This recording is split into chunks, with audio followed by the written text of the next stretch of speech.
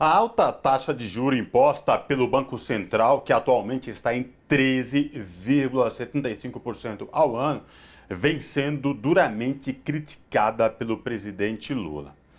Para falar com a gente sobre essa questão, tudo que envolve aí o que está em jogo com esta taxa de juros altíssima, os interesses do país e a quem interessa uma taxa de juros tão alta, o Revista Brasil TVT conversa agora com Ana Georgina Dias, que é supervisora técnica regional do Diese na Bahia.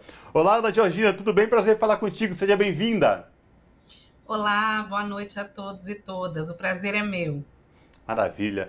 Georgina, vamos falar um pouco desta loucura aí, esta alta taxa de juro imposta pelo Banco Central, discordância do presidente Lula e o que está em jogo e a quem interessa uma taxa de juro tão alta assim, Georgina, que você pode falar para a gente? Bom, eu começaria pelo fim dizendo que não interessa, por exemplo, aos trabalhadores e trabalhadoras uma taxa de juros tão elevada, né? A gente pode dizer que até mesmo para o setor produtivo, né, para os empresários, não interessa. Uma taxa de juros tão elevada, ela é quase proibitiva para investimentos, né, para financiamentos, para nós trabalhadores e trabalhadoras, por exemplo, para adquirir qualquer tipo de bem, né? Então, ela não nos interessa definitivamente.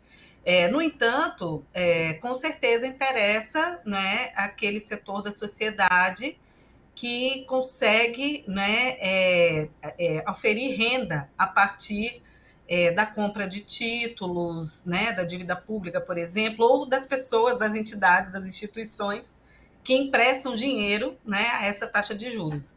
Ou seja, uma parcela muito pequena, né, do povo brasileiro. E Georgina, falando sobre essa taxa de juros, a quem interessa, a quem se beneficia, a gente lembra também da discussão que vem sendo colocada nesse entorno, que é a independência do Banco Central, né? É um tema tão falado, mas não explicado, porque, inclusive, Zeca Dirceu, que é líder do PT, na Câmara dos Deputados essa semana, disse que, mesmo na época dos dois primeiros governos Lula, não havia uma diretriz, uma lei sobre essa independência, mas o Banco Central atuava com independência. Não é isso ou aquilo que faz ele ter uma independência. Mas neste caso que nós vivemos hoje, queria te perguntar sobre essa discussão, essa celeuma que se criou na mídia tradicional sobre a independência. É uma politização também do Banco Central? A gente pode entender que tem aí um caráter ideológico nesse entendimento de independência? Se a gente pensar, a independência do Banco Central, ou seja, a autonomia do Banco Central, ela nunca foi atacada, né? O Banco Central sempre adotou as políticas, né, as políticas monetárias, a própria questão da definição de taxa de juros sem nenhuma interferência de nenhum governo. Não é? O que acontece, o que acontecia antes, é que o presidente e os diretores do Banco Central, eles eram escolhidos pelo presidente, pelo governo que tinha sido eleito naquele momento. Então, isso era uma garantia de que você teria uma certa convergência entre a política fiscal, que é a política implementada pelo governo, e a política monetária, por exemplo, né, aí onde a gente vê a definição da taxa de juros, implementada por esse Banco Central. Com a autonomia do Banco Central, o que acontece é que o governo ele continua tendo, até certo ponto, autonomia para fazer a política fiscal, e eu digo até certo ponto, porque a partir da emenda constitucional 95 do teto de gastos, o governo perde também a possibilidade de fazer investimentos e tudo por conta do teto, mas ele deixa de ter a possibilidade de ter alguém no Banco Central com um pensamento convergente para as políticas ou para a política monetária que deve ser adotada, sobretudo em momentos de inflação alta, como a gente tinha vivido recentemente. E a gente precisa lembrar que mesmo a inflação tendo caído no ano passado para 5,79, né? Se a gente pensa pelo IPCA, ela fechou o ano acima da meta. Então, ela está acima da meta, acima do limite superior da meta, que é 5%, porque a meta é 3,25, né? Então, assim, o que nós percebemos ao longo do tempo é que as taxas de juros elas foram sendo elevadas, não é? Muito elevadas, teoricamente como remédio ou solução para conseguir controlar uma taxa de inflação que não era gerado por um excesso de demanda. Muito pelo contrário, nós estamos com uma economia desaquecida, mercado de trabalho, ainda que a gente tenha uma taxa de desocupação em queda, mas os postos de trabalho que têm sido gerados extremamente precários e, na sua grande maioria, por conta própria, né, que não nos permitiria ter um excesso de demanda, né? Desde a questão da pandemia, do início da pandemia, a gente vê um desordenamento de cadeias produtivas que acabou por criar aí um problema em relação a insumos para diversas cadeias elevando o preço. Fora isso, tem diversos outros problemas. A gente tem aqui, por exemplo, a política de preços adotada lá pela Petrobras, né, e combustível é um insumo extremamente importante. Nós temos aí a própria questão da balança comercial aí, né, do mercado internacional, o Brasil exportando diversos produtos, sobretudo produtos alimentícios, né, e sem ter ainda uma política, por exemplo, de estoques reguladores para os alimentos, que também mexeu no preço, né, do item alimentação dentro da inflação. Então, assim, a gente tem diversas causas para a inflação, mas o único remédio adotado pelo Banco Central é a elevação de juros, né, da taxa de juros, que não vai surtir efeito, basicamente porque nós não temos um problema de excesso de demanda, nós temos um problema na oferta dos produtos, né? Então, assim, e isso somado a uma economia desacelerando, né? Estimativa para esse ano de crescimento é em torno de 1%, e quanto mais alto estiverem as taxas de juros, mais difícil uma retomada, porque fica difícil o crédito para o setor produtivo, que quer investir na economia, e fica difícil o crédito para nós, como consumidores, para adquirir os bens, né? Isso que você falou, Georgina, traz um reflexo diretamente na ponta do trabalhador assalariado, não estamos falando daquele trabalhador que ganha acima de 10 salários mínimos, mas do trabalhador assalariado, que vê literalmente seu salário sendo corroído, seu poder de compra lá embaixo, e essa taxa de juros não incide nem nada na vida, no dia a dia dessa população que está falando lá na ponta, né? A gente está falando de autonomia do Banco Central, mas que não anda em consonância aí com políticas sociais, não interessa e nem faz política social. Por outro lado, você vê o mercado aplaudindo essa autonomia, entre aspas, do Banco Central a quem interessa. É isso mesmo ou eu falei algo fora do comum? Não, você falou exatamente o ponto. Na verdade, como vocês muito bem citaram no início da nossa conversa, nós nunca tivemos problema de interferência, por exemplo, do governo, do executivo, no Banco Central, não é? Na verdade, como os presidentes e os diretores eles eram indicados pelo governo da vez, existia uma confluência, né, nas ideias, nas duas políticas, na política fiscal e na política monetária. O que nós observamos hoje é um Banco Central que, de fato, ele não é tão autônomo, porque ele não está, por exemplo, sob a mesma política, o mesmo projeto político do governo em questão, mas ele é muito alinhado com os interesses do mercado financeiro, por exemplo, né? Que é quem mais se beneficia com uma taxa de juros tão elevada. O setor produtivo, as indústrias, o setor de serviços, a agropecuária, não se beneficiam de uma taxa de juros tão elevada. A maior taxa de juros real do mundo. O que quer dizer isso? A maior taxa de juros quando a gente desconta a inflação. E olha que a gente está falando de um período que ainda estamos com inflação relativamente elevada, né? Então, assim, na verdade, isso não é de fato uma autonomia completa, porque a gente tem ali uma política muito mais próxima do setor financeiro, né, dos rentistas, do que propriamente das empresas e dos trabalhadores, né, da sociedade. Então, isso é muito ruim. Isso é especialmente ruim, você citou muito bem a questão das políticas sociais, porque o governo perdeu muita possibilidade, muita governabilidade de fazer política social por conta do teto de gastos, a emenda constitucional 95.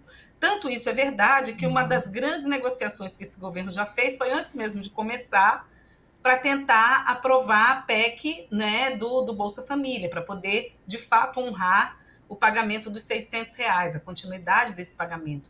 Então, tudo precisa ser muito negociado, você precisa... E não só uma negociação, existe mesmo uma impossibilidade, a menos que se fure o teto, se abandone essa política fiscal, né? Então, na verdade, fica muito difícil para o governo Lula, logo no seu início, ter uma política monetária totalmente oposta àquilo que ele imagina, né? E sendo inócua para o problema que ela diz que está tentando resolver, que é a inflação, né? E também sem muita possibilidade de fazer política fiscal por conta da PEC do teto, né? Por conta da emenda constitucional 95. Agora, Georgina, você falou assim, o Banco Central se apega a manter uma taxa de juros alta como uma solução para a questão econômica que a gente vive. Quais seriam alternativas, então? Qual a possibilidade de ação para que isso não acarretasse tanto o trabalhador e a trabalhadora, como a gente bem disse aqui, que é o que está acontecendo, né? Por exemplo, quando a gente olha o item alimentação, né, dentro da taxa de inflação, do índice de inflação, a gente vê um peso muito grande, sobretudo para as famílias mais pobres. Quanto mais você aumenta o custo da alimentação, mais você compromete o orçamento. Quando a gente vê, por exemplo, o preço dos combustíveis com uma política de acompanhar o preço do petróleo no mercado internacional, né? Então, primeira coisa, rever essa política do preço dos combustíveis, inclusive isso me parece que já está em pauta, né? Em relação à questão dos alimentos, precisa se retomar com urgência a questão da formação dos estoques reguladores, né? Investir mesmo, sobretudo, né? E aí tem um papel muito importante nessa questão da alimentação também, a própria agricultura familiar, que ficou meio sem política, né? Durante esses últimos anos. Então, de fato, ter política para que os agricultores e as agricultoras familiares possam produzir, possam distribuir, né, a sua produção e formar também, ajudar a formar esses estoques. Então, são várias questões aí, mas que definitivamente não passam pela questão da elevação da taxa de juros. Georgina, e outra questão que chamou muita atenção durante esta semana foi durante a posse do presidente do BNDES, Aloysio Mercadante, a fala do presidente Lula, né? Ele falou que era um absurdo não ter justificativa para uma taxa de juros tão alta. E o que se viu logo depois foi uma bravata generalizada aí de alguns veículos da mídia tradicional e de alguns setores do mercado falando, não pode se meter, isso é um absurdo. Como não pode se meter? Ele foi presidente eleito pela nação, e aí se propõe a trabalhar e está numa questão que é central, que é desenvolver e realizar políticas sociais para tirar esse, digamos, rombo desse exército de famintos no Brasil, mais de 30 milhões passando fome, famílias em segurança alimentar e uma taxa altíssima de desemprego, né? Então, eu queria que você também pudesse repercutir essa questão. Na verdade, é um exagero dizer que existe uma interferência. Ele, como presidente, ele sabe o que ele precisa fazer e ele sabe os entraves para isso. A taxa de juros definitivamente é um entrave, né? Uma taxa de juros de 13,75 numa economia extremamente, com ritmo extremamente lento, desaquecida, com rendimentos estagnados ou em queda, né? O desemprego que, embora a taxa de desocupação ela venha caindo, mas, repito, isso muito em função da criação de postos de trabalho muito precários, que faz exatamente com que esses rendimentos, rendimento médio, ele não melhore, né? É um problema urgente, é o problema mais urgente de todos, né? Então, assim, sobretudo porque não é uma política que tenha gerado solução para o problema da inflação, né? O que derrubou a inflação foi uma outra coisa feita também de forma muito artificial, que foi a Lei Complementar 94 do ano passado, que reduziu ali na marra as alíquotas de ICMS para combustíveis, para comunicação, para transportes, né? Para energia elétrica. Então, naquele momento, derrubou a taxa de inflação, né? O índice de inflação. E depois, a gente foi observando também uma segurada nos preços, por exemplo, dos combustíveis por parte da Petrobras durante o processo eleitoral. Tanto que agora nós observamos que vários preços voltaram a subir, né? Esse mês agora de janeiro, a inflação ela deu uma leve desacelerada, mas aqueles itens, aqueles pontos problemáticos, eles continuam.